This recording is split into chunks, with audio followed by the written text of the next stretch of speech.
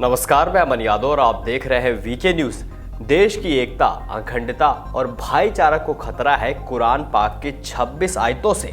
इनको इस किताब से हटाने की मांग करते हुए सुप्रीम कोर्ट में जनहित याचिका दाखिल की गई है। जी हां, शिया वक्फ बोर्ड के चेयरमैन वसीम रिजवी ने सुप्रीम कोर्ट में कुरान की 26 आयतों से संबंधित याचिका दाखिल की है। याचिका में वसीम रिजवी ने इन 26 आयतों को कुरान से हटाने की अपील की है। साथ ही कुछ आयतों को आतंकवाद को बढ़ावा देने वाली बताया है। उन्होंने कहा है कि इन आयतों को कुरान में बाद में शामिल किया गया।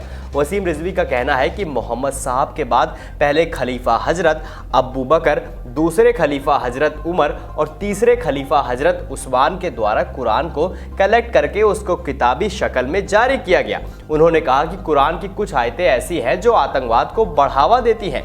रिजवी ने तीनों खलीफाओं के पर आरोप लगाते हुए कहा कि उन्होंने ताकत का इस्तेमाल किया है, इसी से कुरान में तब्दीली करके इस तरह की आयतों को डाला गया है और दुनिया के लिए जारी कर दिया गया। वसीम ने कहा कि वह ताकत का सहारा लेकर पूरी दुनिया में आगे बढ़ रहे हैं। साथ ही रिजवी का यह भी कहना है कि कुछ आयतों के जरिए ही आतंकी सबक ले रहे हैं और उनके जहन में कट्टरपंथी की तरफ बढ़ रहे हैं। वसीम रिजवी की इस पीआईएल के बाद मुस्लिम समाज में गम और गुस्सा देखा जा रहा है। मुस्लिम समाज के बड़े नेताओं ने वसीम रिजवी की इस पीआईएल पर सख्त निंदा और विरोध किया है। शिया पर्सनल लॉ बोर्ड के प्रवक्ता मौलाना यासूब अब्बास ने वसीम रिजवी की इस विवादित याचिका पर भरपूर विरोध किया है। इसके अलावा ऑल इंडिया शिया पर्सनल लॉ बोर्ड के प्रवक्ता मौलाना यासूब अब्बास ने कहा कि 26 आयतें हटाना तो दूर की बात है, कुरान से एक शब्द या एक बिंदु भी नहीं निकाला जा सकता। वसीम रिजवी जैसे लोगों के द्वारा सिर्फ इस्लाम को बदनाम किया जा रहा है। कुरान पाक आतंकवाद का दावत देता है, ये कहना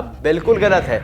अब भाई हम क्या ही बोले, ये लोग अब आपस में कुरान को लेकर लड़ भिड़ रहे हैं। आपको बता दें कि कुरान पाक मुसलमानों की सबसे पवित्र किताब है और इस किताब पर सभी मुस्लिम फिरकों का एक ही मत है। अब जब इन्हीं के समाज में किसी ने आवाज उठा दी है तो ये तिलमिला गए हैं, इन्हें समझ नहीं आ रहा है ये करे तो अब क्या करे। बहरहाल आपकी क्या राय इस वीडियो को लेकर हमें कमेंट सेक्शन में कमेंट करके जरूर बताइए। ऐसी तमाम बड़ी खबरों को देखने के लिए देखते रहे वीके न्यूज।